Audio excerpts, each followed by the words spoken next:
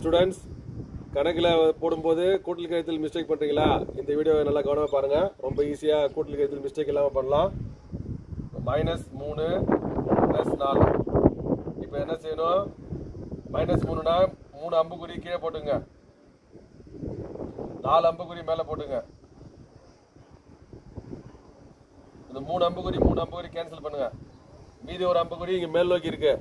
அப்போ அது என்னது? ப்ளஸ். அப்போ இது 1. அடுத்து இன்னொரு நம்பர் போடுறேன். 3 - 8. இப்போ 3க்கு முன்னாடி குறி இல்லாத பிளஸ் தான். அப்போ 1 2 3. இப்போ 8 அம்புக்குறி கீழே போட்டணும். 1 2 3 4 5 6 7 8. இப்போ இந்த 3க்கு இந்த 3 அடிச்சிருங்க. 1 2 3 4 5 தலைகீழ இருக்கு. அப்போ -5.